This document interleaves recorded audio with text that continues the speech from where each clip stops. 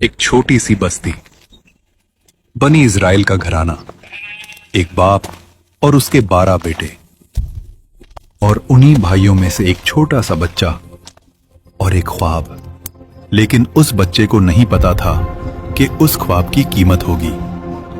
भाइयों की साजिश, अंधेरा कुआं, गुलामी की जंजीरें, झूठा इल्जाम,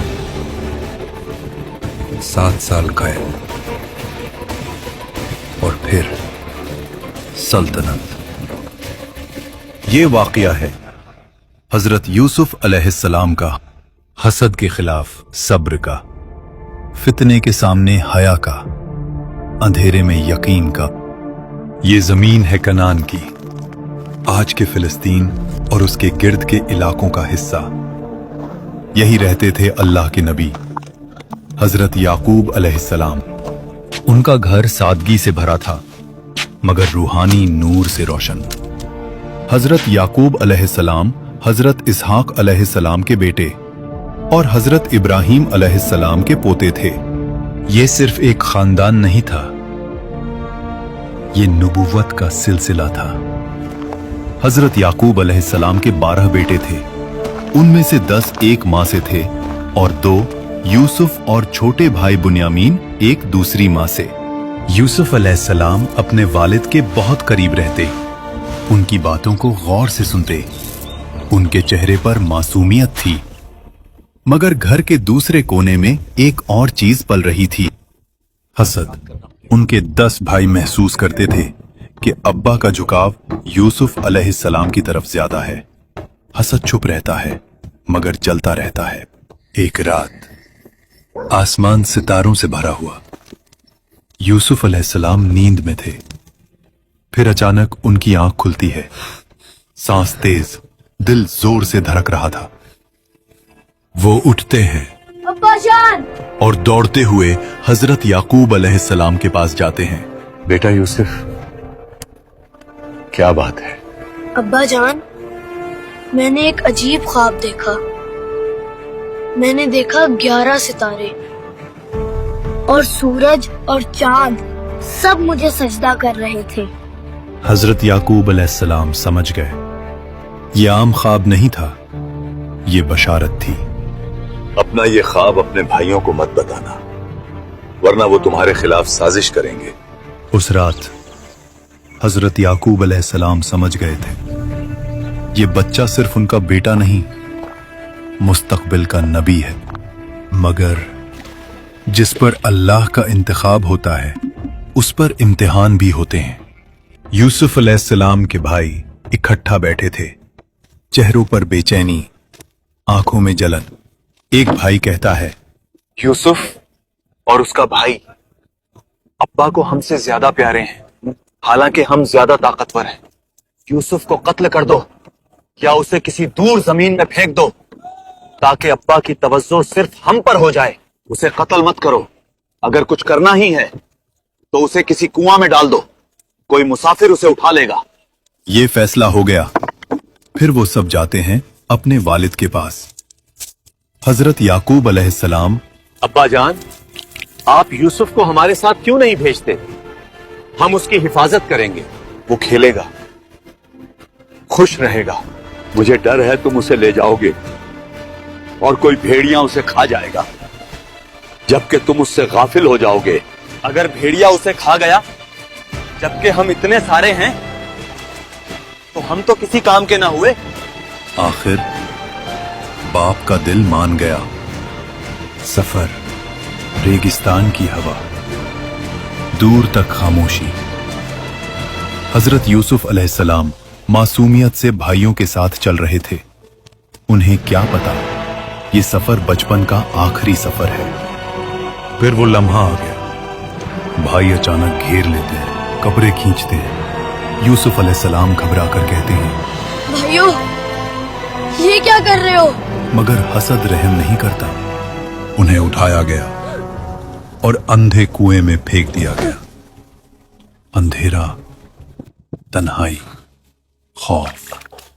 लेकिन उसी लम्हे अल्लाह की वही आती है, हम जरूर तुम्हें इनका ये काम याद दिलाएंगे। और ये तुम्हें पहचान भी नहीं रहे होंगे। ये अल्लाह का वादा था। शाम होती है और भाई रोते हुए वापस आते हैं। झूठी कहानी, झूठा खून। अब्बा जान, हम दौड़ लगा रहे थे, यूसुफ को सामान के पास छोड़ा और भेड़िया उसे खा गया। इन भाइयों ने यूसुफ अलैहिस्सलाम की कमीज पर झूठा खून लगा रखा था। याकूब अलैहिस्सलाम ने कमीज देखी और समझ गए।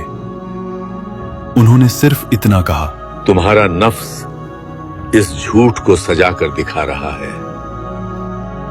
ये सच नहीं है। ये कैसा भेड़िया था जो यूसुफ को खा गया, मगर उसकी कमीज को कोई नुकसान नहीं पहुंचाया।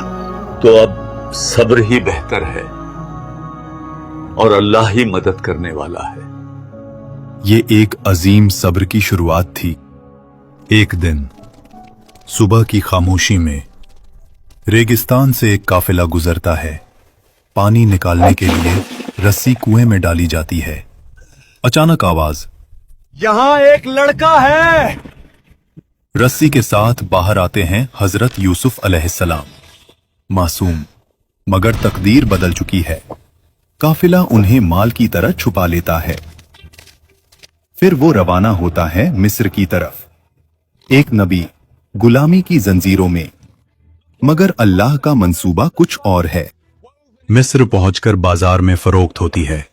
एक बासर शख्स अजीज मिस्र उन्हें खरीद लेता है और अपनी बीवी से कहता है, इसे इज्जत से रखना। मुमकिन है ये हमें फायदा दे या हम इसे बेटा बना लें। ये जुमला मुस्तकबिल की तरफ इशारा था। साल गुजर गए। हजरत यूसुफ अलैहिस्सलाम जवान हो चुके थे। हुस्न, वकार और पाकीज़गी का नूर उनके चेहरे पर वाज़े था। अल्लाह ने उन्हें हिकमत और इल्म अता किया, मगर महल के अंदर एक और आजमाइश इंतजार कर रही थी। महल में रहने वाली जुलेखा, अजीज की बीवी, उन्हें रोज देखती, उनकी शख्सियत से मुतासिर होती चली गई। यूसुफ अलैहिस्सलाम हमेशा हया, अदब और पाकीज़गी के साथ रहते, मगर जुलेखा के दिल में लगाव बढ़ता गया, यहां तक कि जज्बात काबू से बाहर होने लगे। फिर एक दिन अजीज की बीवी ने तन्हाई का मौका देखा। वो महल के सारे दरवाजे बंद किए और कहा, आओ यूसुफ, आज यहाँ कोई नहीं है। यूसुफ अलैहिस्सलाम ने फौरन कहा, मैं अल्लाह की पनाह चाहता हूं। तुम्हारे शौहर ने मुझे इज्जत से रखा है। जुलेखा के काफी जिद करने के बाद यूसुफ अलैहिस्सलाम बचने के लिए दरवाजे की तरफ दौड़ते हैं। जुलेखा पीछे से कमीज पकड़ती है। कमीज पीछे से फट जाती है। दरवाजा खुलता है। सामने अजीज मिस्र खड़ा होता है।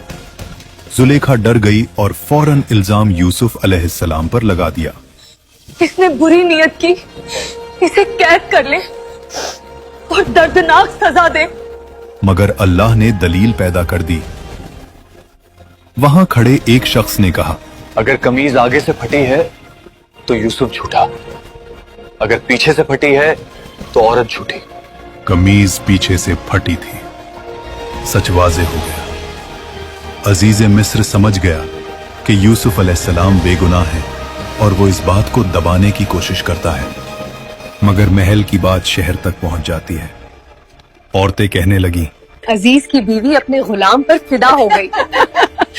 ताकतवर औरत मगर इश्क में पागल। जुलेखा ने सब सुन लिया। उसने फैसला किया कि सबको हकीकत दिखा दी जाए। एक खास महफिल सजाई गई। शहर की मुअज़्ज़ज़ औरतें दावत पर बुलाई गईं। हाथ में फल और छुरी दी गई। फिर जुलेखा ने यूसुफ अलैहिस्सलाम को बुलाया। दरवाजा खुला। यूसुफ अलैहिस्सलाम अंदर आए। जब औरतों की नजर उन पर पड़ी, वो होश खो बैठी और बेइख्तियार अपने हाथ काट बैठी। उनकी जबान से निकला, ये इंसान नहीं, ये तो कोई फरिश्ता है। यहां जुलेखा ने इकरार किया, यही है जिस पर तुम मुझे मलामत करती थी। मैंने इसे रग़बत दिलाने की कोशिश की, मगर ये बच गया। फितना अपनी इंतहा पर था। यूसुफ अलैहिस्सलाम ने रब से दुआ की, ऐ मेरे रब, قید مجھے اس چیز سے زیادہ پسند ہے جس کی طرف یہ بلا رہی ہیں. تو ہی میرا مددگار ہے. اللہ نے دعا قبول کی. حقیقت سب کو پتا ہونے کے باوجود سیاسی مصلحت سے فیصلہ ہوا. یوسف علیہ السلام کو قید میں ڈال دیا گیا. بے گناہ نبی زنجیروں میں. مگر تقدیر لکھ رہی ہے قید سے تخت تک کا سفر. قید خانہ، تنگ دیواریں، بوجھل ہوا. مگر حضرت یوسف علیہ السلام کے چہرے پر سکون تھا. قید میں 2 نوجوان بھی تھے. دونوں نے ایک رات عجیب خواب دیکھا اور دونوں نے یوسف علیہ السلام میں نیکی اور نور دیکھا. اس لیے ان کے پاس آئے. ایک بولا، میں نے خواب دیکھا، میں شراب نچوڑ رہا ہوں. دوسرا بولا، میں نے دیکھا میرے سر پر روٹی ہے اور اس پر پرندے کھا رہے ہیں.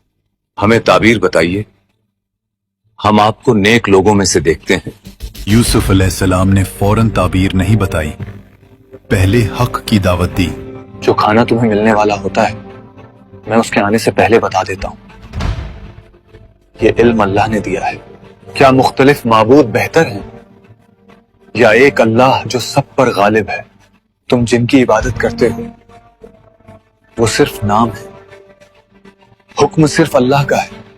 یہ تھا نبی کا طریقہ، ہر موقع کو ہدایت کا ذریعہ بنانا.